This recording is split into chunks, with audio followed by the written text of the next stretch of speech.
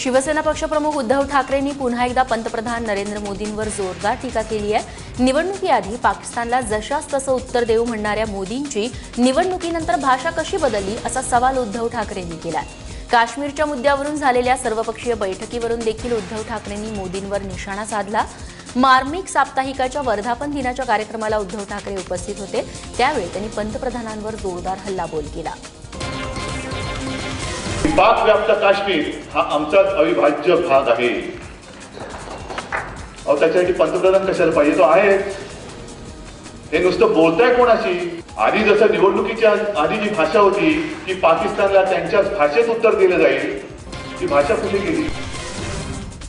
मोठ्या प्रयत्नानंतर गिरणी कामगारांना मिळालेल्या हक्काच्या घरांवरती दलालांचा डोळा आहे असा आरोप शिवसेना पक्षप्रमुख उद्धव ठाकरेंनी केलाय। काल वरळीत उद्धव ठाकरेंच्या हस्ते आचार्य अत्रे यांच्या पूर्णाकृती पुतळ्याचं अनावरण झालं, यावेळी ते बोलत होते। पुन्हा एकदा मराठी माणसांना मुंबईतून हद्दपार करण्याचा डाव दलालांकडून आखला जातोय। ज्या गिरणी कामगारांना म्हाडा किंवा इतर माध्यमातून मुंबईत घरं मिळालीत, त्या कामगारांच्या मागे दलालांनी तगादा लावलाय। कामगारांची इच्छा नसताना देखील घर विकण्याचा आग्रह धरला जातोय असं उद्धव यांनी सांगितलं। जर का तुमच्या इच्छेविरुद्ध तो दलाल तुमच्या मागे तगादा लावत असेल तर तिथल्या शिवसेना शाखा या मजबूत आहे त्या दलालाचा बंदोबस्त करायला। आणि दलालांना मला सांगायचं आहे ना, संपूर्ण जग पडले तुमच्या दलालीला, कशाला या मराठी माणसाच्या घरावरती काय येतात तुम्ही? दरम्यान याच भाषणाच्या सुरुवातीच्या टप्प्यामध्ये उद्धव ठाकरेंनी आचार्य अत्रे यांच्या आठवणींना उजाळाही दिला आणि अर्थातच ओघानं अत्रे आणि ठाकरे यांच्यातील सर्वश्रुत वादावरही त्यांनी भाष्य केलं। मी जन्माला आलो 1960 साली, म्हणजे 1960 साली मुंबई महाराष्ट्राने मिळवलेली होती, मिळाली नव्हती। त्या काळामध्ये ठाकरे आणि अत्रेंचा वाद झाला, पण माझे आजोबा असतील, माझे वडील आहेत, माझे काका होते, त्यांनी कधीही अत्र्यांबद्दल अपशब्द आमच्या कानावरती येऊ दिला नाही। यंदाचा आचार्य अत्रे पुरस्कार बाबासाहेब पुरंदरे यांना देण्यात आला। लोकसभा अध्यक्ष सुमित्रा महाजन यांच्या हस्ते हा पुरस्कार पुरंदरे यांना प्रदान करण्यात आला। यावेळी सांस्कृतिक मंत्री विनोद तावडे देखील उपस्थित होते। यावेळी बाबासाहेब पुरंदरेंनी अत्रेंच्या आठवणीही जागवल्या। आचार्य अत्रेंची प्रतिभा विलक्षण होती, इतके विलक्षण हजरजबाबी होते की आम्ही त्यांच्या ते मूर्तिवंत एकपात्री साहित्य संमेलन होतं, बोलत बसावं आणि तासन तास घड्याळांनी विसरून जर इतकं ते विलक्षण त्याचं बोलणं असेल। नागपुरातील लक्ष्मणराव मानकर ट्रस्टच्या एकल विद्यालयामध्ये शिक्षकांचं प्रशिक्षण शिबिर आयोजित करण्यात आलं होतं। या शिबिरात अभिनेते नाना पाटेकर आणि केंद्रीय परिवहन मंत्री नितीन गडकरींनी हजेरी लावली। आपले राजकीय अनुभव मांडताना गडकरींनी अनेक उदाहरणं दिली। आंतरराष्ट्रीय आणि राष्ट्रीय पातळीवरती अनेक लोक भेटतात, त्यांना भेटून लक्षात येतं की जे दुरून मोठे वाटतात ते मुळात खूप लहान असतात, असं वक्तव्य नितीन गडकरींनी केलंय। दिल्लीतील राजकारणाच्या बाबतीतलं गडकरींचं विधान कुणाबद्दल होतं हे त्यांनी गुलदस्त्यात ठेवलंय। दरम्यान प्रत्येक जण शिवाजी व्हायला नको, अनेकांना मावळेही बनावं लागतं, कारण राज्य मावळ्यांनीच टिकवलं होतं असं सांगून नानांनी आदिवासी भागातील शिक्षकांना प्रोत्साहन दिलं। मी दिल्लीमध्ये राहण्याची मला संधी मिळाली। जगातल्या आता बऱ्याच लोकांना भेटायची संधी मिळते, भारतातल्या लोकांना भेटायची संधी मिळते। आणि एक गोष्ट माझ्या लक्षात आली की ज्यांना मी दुरून खूप मोठं समजत होतो, महान समजत होतो, त्यांच्या जवळ गेल्यानंतर अनुभवातून लक्षात आलं की ते खूप लहान आहेत। आणि ज्यांना मी खूप लहान समजत होतो त्यांच्या जवळ गेल्यानंतर लक्षात आलं की ते खूप महान आहेत। महाड दुर्घटनेतील दुसरी एसटी बस तब्बल 12 दिवसांनंतर काल सापडली आहे। घटनास्थळापासून 550 मीटर अंतरावरती ही बस सापडली आहे। 7 तासांच्या अथक प्रयत्नानंतर बसचा सांगाडा बाहेर काढण्यात नौदलाच्या पथकाला काल यश आलं।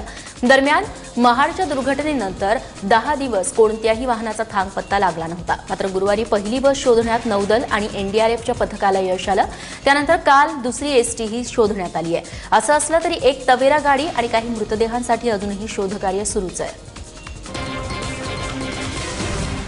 महाड दुर्घटनेनंतर राज्य सरकार राज्यातील सर्व पुलांचं स्ट्रक्चरल ऑडिट करणार अशी घोषणा मुख्यमंत्री देवेंद्र फडणवीस यांनी केली होती. मात्र मुख्यमंत्र्यांच्या या घोषणेवर प्रश्नचिन्ह निर्माण झालंय. कारण ऑडिट करण्यासाठी आवश्यकता असलेली एकमेव व्हॅन रत्नागिरीत बंद पडलेल्या अवस्थेत आहे. तसंच ही व्हॅन दुरुस्त होण्याची शक्यताही धुसर आहे. दरम्यान व्हॅन नसल्यानं पुलांच्या ऑडिटची कामं थांबलेली नाहीत. मात्र कर्मचाऱ्यांना जीव धोक्यात घालून हे काम करावं लागतंय. बातमी मुंबईतून. विक्रोळीच्या पार्कसाईड भागात एका 2.5 वर्षाच्या मुलीवर काल बलात्कार झाल्याची घटना उघडकीस आली आहे. शुक्रवारी 8:30 वाजण्याच्या दरम्यान हा सगळा प्रकार घडला. या प्रकरणी आरोपी सुशांत बहादूरला अटक करण्यात आली आहे, तर एकाला ताब्यात घेण्यात आलंय. पोलिसांच्या माहितीनुसार पीडित मुलगी घराच्या आवारात खेळत असताना एका आरोपीनं तिला चॉकलेटचं आमिष देऊन बोलावलं आणि पार्कसाईडच्या डोंगराळ भागात नेऊन तिच्यावर अत्याचार केले. या घृणास्पद कृत्यानंतर आरोपींनी पीडितेला तिथंच सोडून पळ काढला. काल रात्री एक 2.5 वर्षाच्या मुलीवर रेप झालेला आहे. त्या रेपमधील जो आरोपी आहे तो आम्ही अटक केलेला आहे आणि त्याच्यावर पुढील कारवाई चालू आहे. मुलगी आहे, तिला हॉस्पिटलमध्ये ॲडमिट केलेलं आहे. अद्यापर्यंत तपास करता एक आरोपी उत्पन्न झालेला आहे. त्याला रेप विथ पॉक्सो हे सेक्शन्स लावलेले आहेत. नागपुरातील बहुचर्चित डब्बा ट्रेडिंग प्रकरणातल्या फरार आरोपीनं गळफास घेऊन आत्महत्या केली आहे. दिनेश गोकलानी असं आत्महत्या केलेल्या आरोपीचं नाव आहे. यामुळे पोलिसांसह या प्रकरणाशी संबंधित असलेल्या व्यापाऱ्यांमध्ये खळबळ माजली आहे. डब्बा ट्रेडिंग प्रकरण उघडकीस आल्यानंतर जवळपास 3 महिन्यांपासून दिनेश गोकलानी फरार होता. नागपुरातच पिपळा परिसरात दिनेश लपून बसला होता. मात्र पोलिसांच्या हाती तो सापडलाच नाही आणि शुक्रवारी त्यानं गळफास घेऊन आत्महत्या केल्याचं उघड झालं. टोल नाक्यावर ट्रॅफिक जाम होऊ नये म्हणून सरकारनं पिवळ्या पट्ट्यांचा नियम लागू केलाय. पिवळ्या पट्ट्यांपर्यंत वाहनांची रांग पोहोचली तर त्या वाहनांकडून टोल वसूल करू नये असा तो नियम आहे. मात्र हा नियम फक्त मुंबई एंट्री पॉइंट्स पुरताच मर्यादित आहे. पण काल इतर महामार्गावरती झालेली वाहतूक कोंडी पाहता पिवळ्या पट्ट्याचा नियम सर्व टोल नाक्यावरती लागू करण्याची मागणी होतीये. या प्रकरणी पाठपुरावा केल्यानंतर एकनाथ शिंदेंनी खारेगावमधील टोल नाक्यावर पिवळ्या पट्ट्याचा नियम लागू करण्याचं आता आश्वासन दिलंय. खारेगाव टोल नाक्याला नॅशनल हायवेचा टोल नाका आहे, तरी सुद्धा त्याला तात्काळ मी आता संबंधित कंपनीला सूचना दिलेल्या आहेत की त्या ठिकाणी देखील पिवळा पट्टा तात्काळ मारला जावा आणि त्या ठिकाणी वाहनांच्या रांगा लागणार नाहीत, लोकांचा प्रवाशांचा वाहनधारकांचा खोळंबा होणार नाही आणि या सगळ्यांमध्ये जी काही गैरसोय लोकांची होते ती होता कामा नये अशा प्रकारच्या स्पष्ट सूचना या ठिकाणी दिलेल्या आहेत. आमिर खानच्या सत्यमेव जयते वॉटर कप स्पर्धेमध्ये 116 पैकी 9 गावं अंतिम फेरीत दाखल झाली आहेत. यात बीडमधल्या 4 गावांचा, साताऱ्यातल्या 3 आणि अमरावती जिल्ह्यातल्या 2 गावांचा समावेश आहे. पहिला क्रमांक पटकावणाऱ्या गावाला 50 लाख रुपये, दुसऱ्या क्रमांकाच्या गावाला 30 लाख रुपये आणि तिसऱ्या क्रमांकाच्या गावाला 20 लाख रुपयांचं पारितोषिक मिळणार आहे. उद्या म्हणजे 15 ऑगस्टला मुंबईत यशवंतराव चव्हाण सभागृहात मुख्यमंत्र्यांच्या उपस्थितीत हा बक्षीस वितरण सोहळा होईल. जलसंधारणाच्या माध्यमातून गावांची स्वयंपूर्णतेकडे वाटचाल व्हावी या उदात्त हेतूनं अभिनेता आमिर खान यांच्या पाणी फाउंडेशनने ही स्पर्धा आयोजित केली आहे.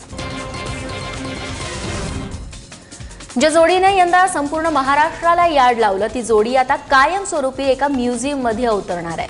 नागराज मंजुळीच्या सैराटनं घराघरात पोहोचलेल्या परशा आणि आर्चीचा पुतळा आता लोणावळ्यातल्या वॅक्स म्युझियममध्ये बसवण्यात येणार आहे. 2 दिवसांपूर्वी लोणावळ्यातल्या सुनील सेलिब्रिटी वॅक्स म्युझियममध्ये रिंकू राजगुरू आणि आकाश ठोसर यांची मापं घेण्यात आली आणि त्यानंतर त्यांचे पुतळे बनवण्याचं काम सुरू झालंय.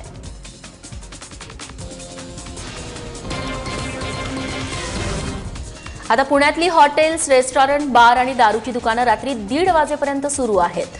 व्यावसायिकांनी नव्या GRची अंमलबजावणी इथं सुरू केलेली आहे. त्यामुळे पुण्याची नाईट लाईफ आता रात्री 1:30 वाजेपर्यंत सुरू राहील.